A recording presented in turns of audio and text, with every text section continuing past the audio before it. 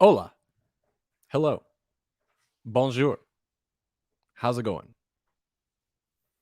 I literally just pushed broadcast and you walked in. Would you close my door for me? Thank you so much. Redo, because my roommate just walked into the door. So, hello. It's 6 p.m. on Sunday night. We are 6 hours behind on the normal release schedule for Han Talks First, but I had a busy, hectic, long weekend. But we're here now, and we're here to talk about one thing. Me. I'm kidding. We're here to talk about Star Wars. Obviously, Disney Plus Day was on Friday. We got nothing from it. I'm going to tell you about that. I'm also going to tell you about the little that we did get from Disney Plus Day, which was, of course, Behind the Helmet, the Book of Boba Fett, or Boba Fett behind the scenes type thing.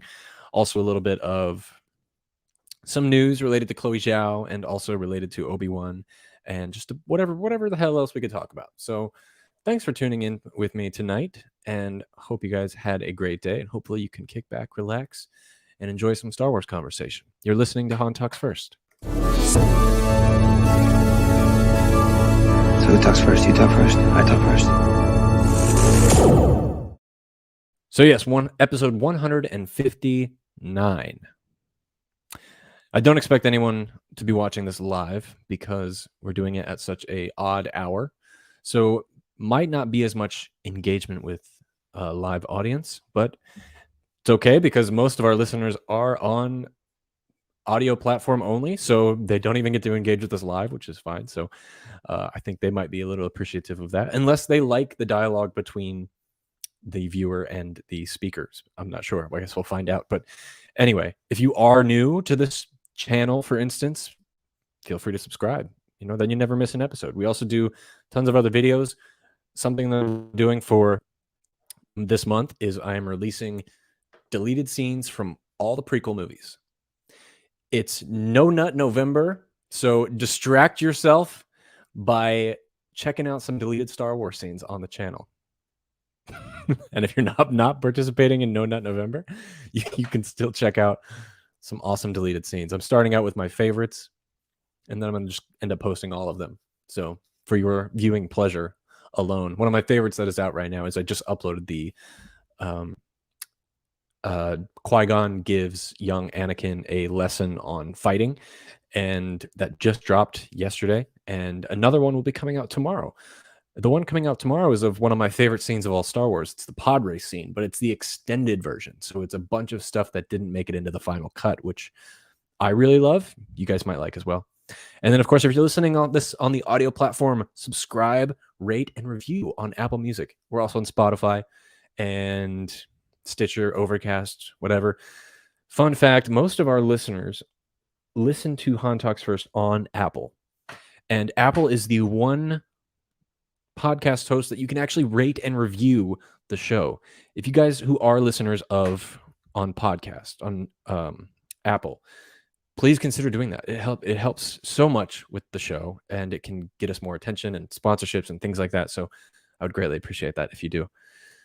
So let's just jump right into it and start talking about this Star Wars stuff that's been going on recently. So before I start my rant on how unorganized and chaotic the Disney Plus Day was, let's talk about that Boba Fett Under the Helmet mini documentary that just came out. It was okay. It was filled with stuff that myself and probably other Star Wars fans already knew, but it was nice to see it in a video format, not just reading it. I can actually see the footage of the original Boba Fett concept and the parade, the infamous parade that he was first ever featured at, and also getting to see George Lucas talk again about Star Wars. It was great. It definitely looked like a modern interview. He was definitely interviewed recently for that. And I guarantee you the footage used for the Boba Fett documentary is going to be some of the same footage that we're going to see him commentate on with the other documentaries that are coming down the line. Now, of course, we do have a George Lucas mini doc that is coming out, which I cannot wait for. That one, I mean, that too, it's probably stuff I've read before, like in his biography and other things like that.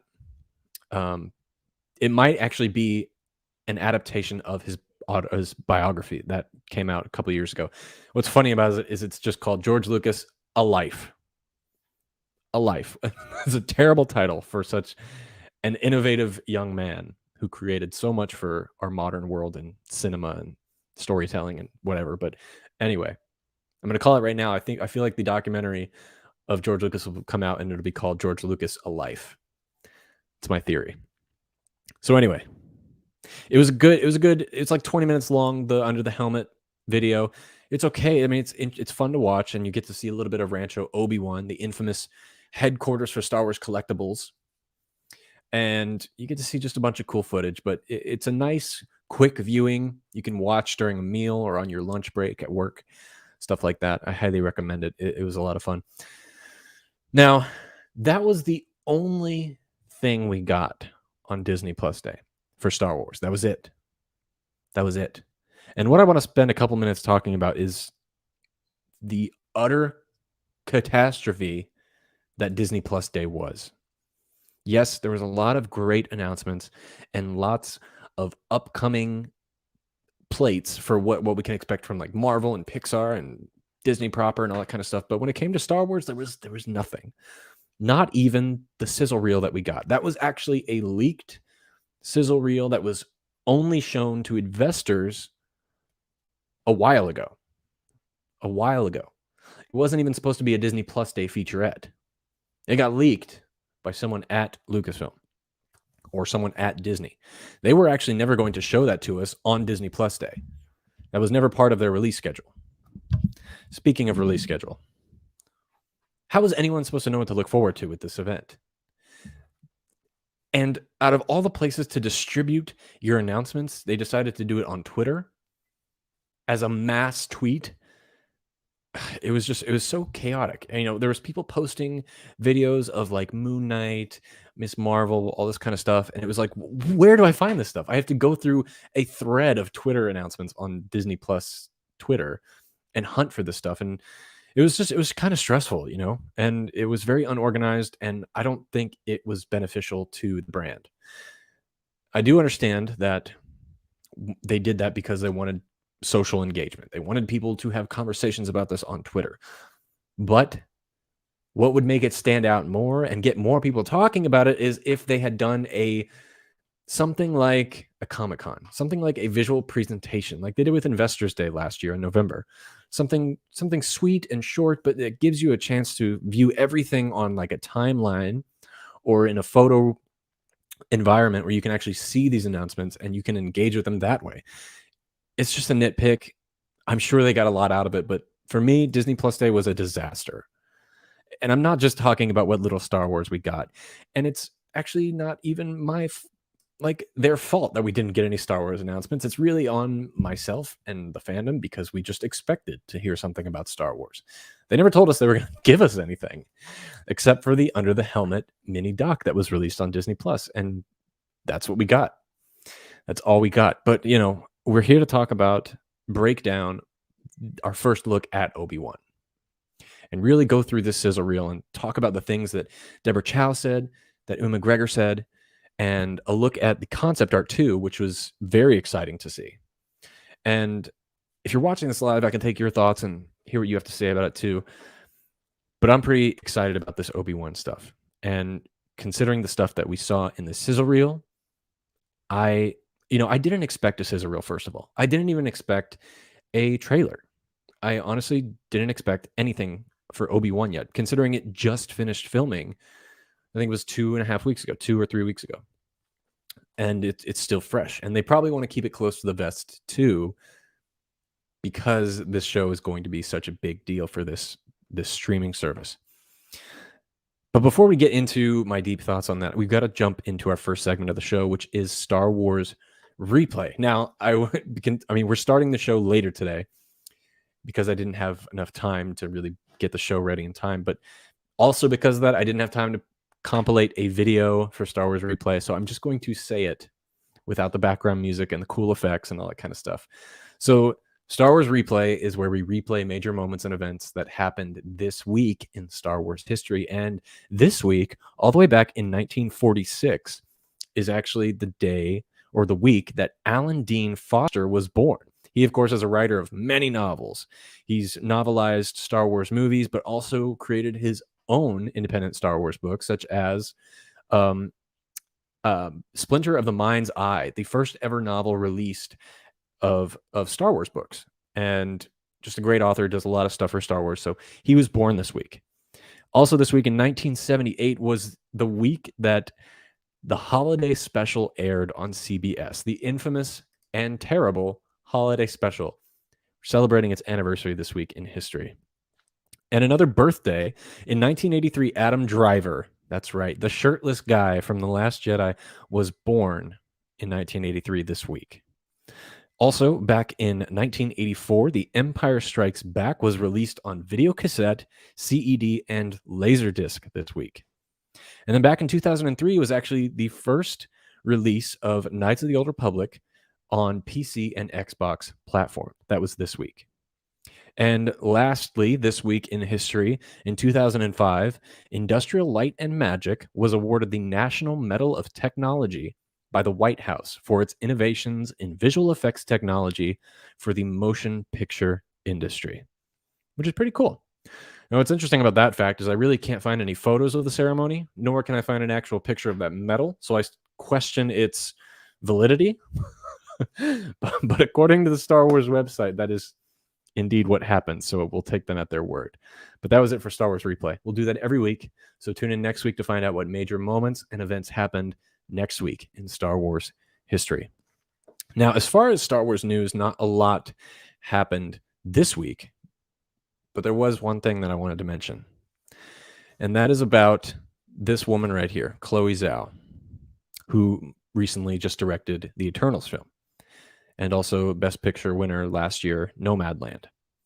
So it was last week only, or 2 weeks ago, that we actually talked about the possibility that she could be rumored to be directing the next Star Wars movie, along with potentially Kevin Feige. And because he's also producing a Star Wars film up and coming. Well, it turns out those rumors are indeed false, as reported by The Hollywood Reporter. So they actually had a chance to talk with her and ask her these questions and really pry her on the result. Is she going to be directing a future Star Wars film? And the answer is no. She is not at all attached to a Star Wars film or project of any kind, and she's definitely not attached to Kevin Feige / Michael Waldron's Star Wars film, which a lot of us thought was going to happen. I was one of those people. I really thought this rumor was to be true because of her relationship with Kevin Feige and their rapport, and how Feige has said he wants to work with her going forward. That was my theory. I totally thought that was going to happen. I still believe that Chloe Zhao is the director attached and tapped to make Avengers 5. But now I'm starting to second guess that too. So we'll have to wait and see.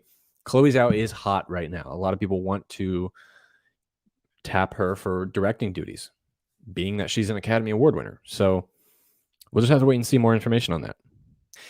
Before we get into the Obi-Wan thing, there was one more little thing I wanted to mention, and that was, actually, it is related to Obi-Wan. So on IMDb, it was recently posted that Ice Cube is going to be in the Obi-Wan Kenobi series. Ice Cube. Now, there has been no official word from any of the major trades on this, and we do know his son, I forget his name, something Jackson, he is confirmed to be in Obi-Wan Kenobi. It was actually confirmed at what part he was going to play. I forgot what that was too, but he's confirmed, and now I think people are just assuming that also means his father is going to be in it as well. But I don't think this is real, because Ice Cube has been known to be very anti-vaccination, which I'm not complaining about. I'm just stating that you cannot get onto a production set if you don't agree to get vaxxed. And I'm pretty positive Disney is requiring their employees to be vaccinated to do shoots. So that's why I don't think he's going to be in Obi-Wan Kenobi. I could be wrong.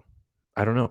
Again, this isn't even a rumor spread around by major trades yet, but it's just something that I noticed someone talking about, and I wanted to mention it. So anyway, that Obi-Wan sizzle reel. Let's really get into it because this brought me so much hype. For those of you that even watched the show for like 3 seconds, you know that Obi-Wan Kenobi is my favorite or most anticipated TV show coming, not just in Star Wars, but in general, in the world. I cannot wait for this show. And one thing I want to point out right away is the logo for Obi-Wan Kenobi.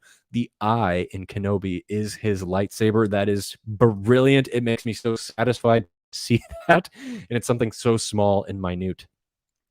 But anyway, let's take a first look at going through the concept art that was shown in that sizzle reel. And it starts off with one of Obi-Wan Kenobi in a desert cape outfit. And this was actually something that was pretty universally expected by fans, is to see Obi-Wan Kenobi in this type of attire. And it was even shown in a bunch of fan films about what happens to Obi-Wan at this time period. So it's cool to see that this is actually, they're possibly taking ideas from fandom or just from the comics themselves. But it's a great shot. There's also a shot of an Inquisitor's ship, but most importantly, with an Inquisitor in the shot. This will be our first live action Inquisitory representation in Star Wars if this concept art comes to fruition. And then another one is some stormtroopers at a base. We'll talk about a speculation of what planet I think this could be on. But I love the green hue and the tone of this piece.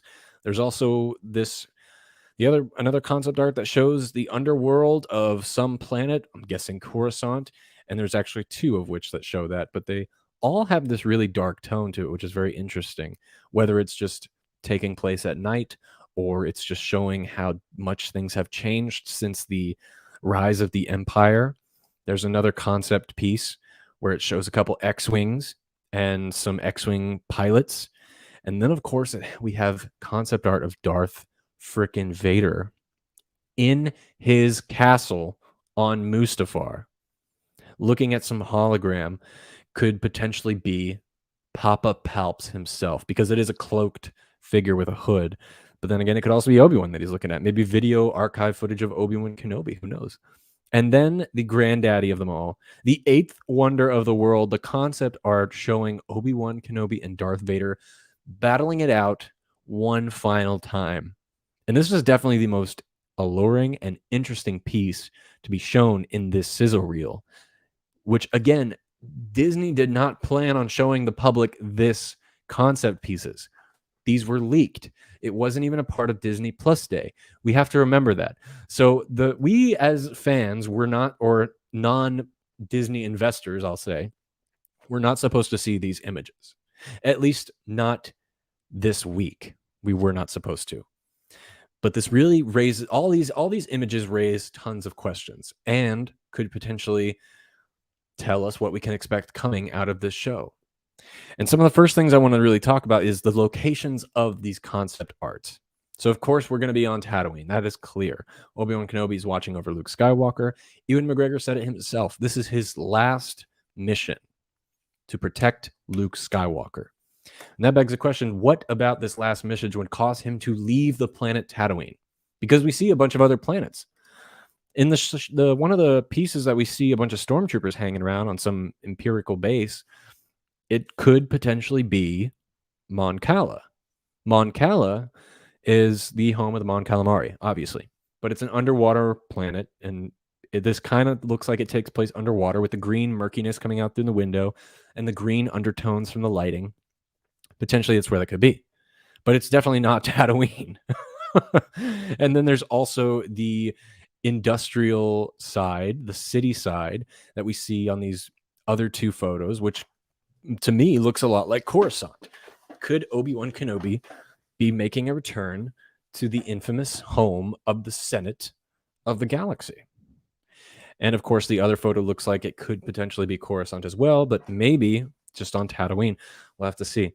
And then, of course, there is this photo with the X-Wings, and, it looks like a caved area, potentially a outer rim planet. Possibility could be Dantooine. Dantooine was the home of the first rebel base ever. And during this time, the rebels are rising to, power, to rebel against the Empire, of course. So this could be that. And then, of course, seeing Vader in his chambers would let us imply that we're going to Mustafar again. And not just by that picture alone, but also from the main concept piece where they're fighting in front of fire. This just makes me think, okay, we're going back to Mustafar. And it also raises the question, is this epic fight going to be calling back to their last fight on Mustafar? Are they going back to the same place to fight? Could Obi-Wan be seeking out Darth Vader instead of Vader seeking out Obi-Wan? Tons of questions to ask here. Tons of things going on. Going back to the Inquisitor photo. This makes me so happy because one of my grandest expectations for the show is to see an Inquisitor, to see any live action Inquisitor, honestly. And from the looks of this, it looks like we're getting another sister Inquisitor. Now, it could be any of the number of sisters that are there, but I'd like to ask the question, could this be either the second sister or the seventh sister? The second sister was the one that we saw in the Jedi Fallen Order video game, while the other one was the one that we saw in Rebels, season 1 and 2, I think.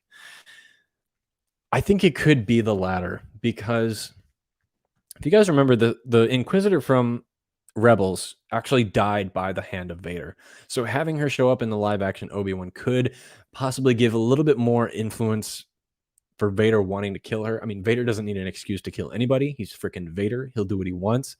But it could tie into that story a little bit better. I don't know.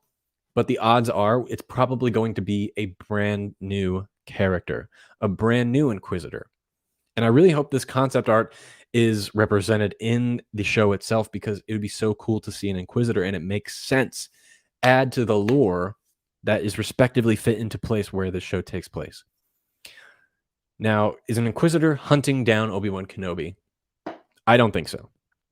I think an Inquisitor is hunting down lost Jedi that survived Order 66 and happens to stumble across Obi-Wan Kenobi.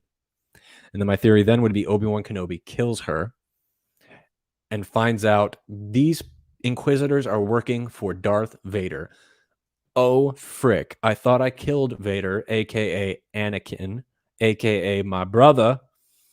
And then he goes and he hunts Vader down, because Vader is the last major threat to Luke Skywalker. But then it begs the question, why? How on earth did Obi-Wan let Anakin get away a second time? How do they address that in this series? That's the big question for me. I don't care at this point anymore about how they make it tie in with the remarks made in A New Hope or the comments made by Vader in Return of the Jedi when he's talking to Luke on the balcony, when he says, Obi-Wan once thought as you did. These are easy fixes compared to why Obi-Wan and Vader separate again without killing one another. And it's something I cannot theorize on right at this very second, but it's something I think the writers of the show and Deborah Chow really should focus on. Well, actually, they've already shot it, so they've already focused on it.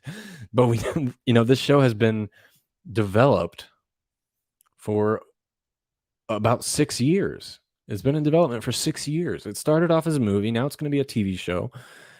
It's gone through tons of rewrites, major rewrites, tons of adaptations, and a lot of different writers and directors. And now we're finally going to get it. It's just, I think they did their homework. I think, what's the term? They understood the assignment. I think this show is going to be fantastic. These concept photos make me so damn excited. And to be honest with you, I know we're all really excited for a trailer. I don't need one. I do not need a trailer for this show. It already has my money. Even though I already pay for a Disney Plus subscription, if I had to pay for this, I would pay for it. They got my money.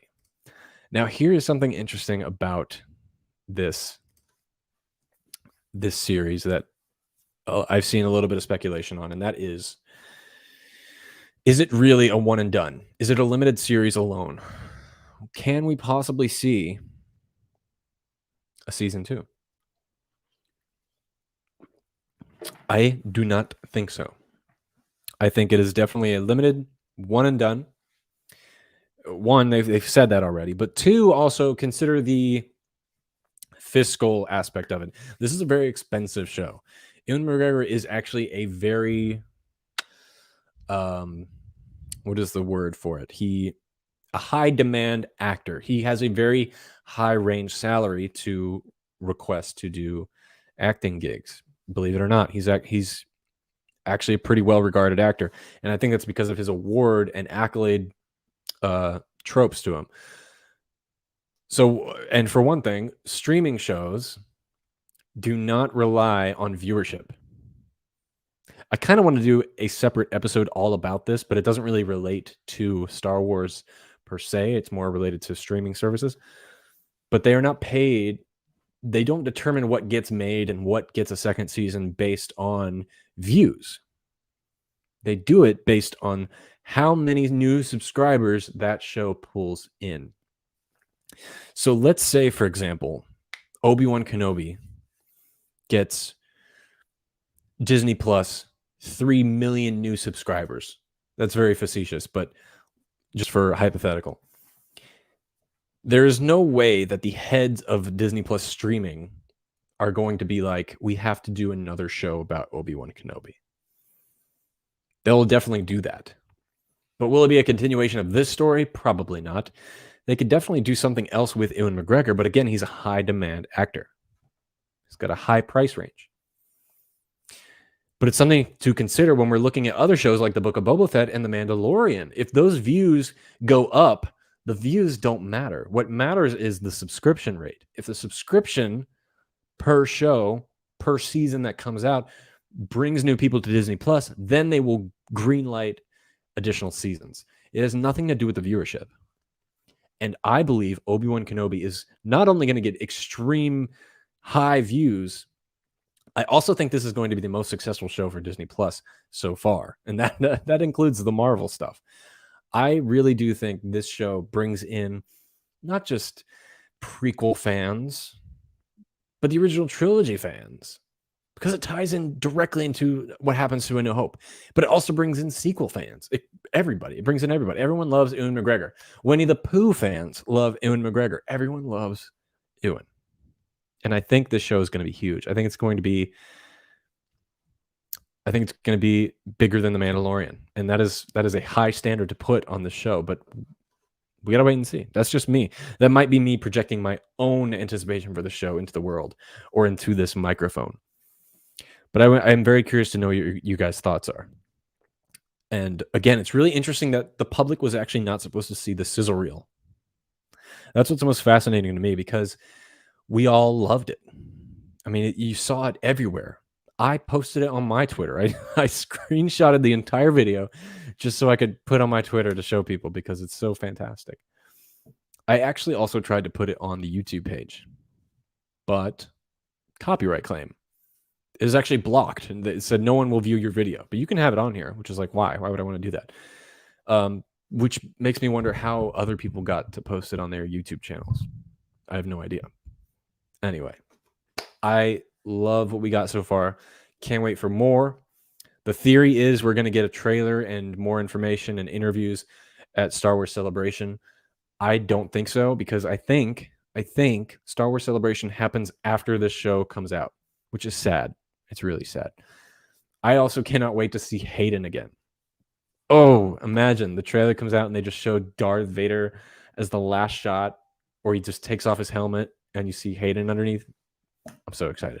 Anyway, that's really all I have for today. It's a shorter episode because there's not much going on, and it's late. It's late where I am. So thank you guys for joining us live. If you were watching live, we're coming back next week with another episode. By the way, if you did not catch it, last week I said I was doing 2 shows, one on my channel and then another on the Elite Review podcast. They invited me on last week. We did a ranking video, top 5 characters in all of Star Wars. If you want to see mine, head on over to their channel, the Elite Review podcast, and you can see my conversation with those guys. And that is the show for today, everybody. I forgot to put my little logo on the screen, but now it's there. Again, if you're watching this on YouTube, for some reason, it deleted all my likes on it already. It had like a couple on there, and then when I started the show, it rebooted. So like the video for me if you don't mind, and subscribe so you don't miss an episode. Again, this month is dedicated to the deleted scenes of the prequel trilogy. So I will be posting those periodically throughout the week. Tomorrow there's another one coming. Thank you guys so much for listening to the show. I hope you have a great rest of your week. And I hope somehow, some way, somewhere this week, the Force is with you. Forgot to hit my outro. Here we go. So who talks first? You talk first? I talk first.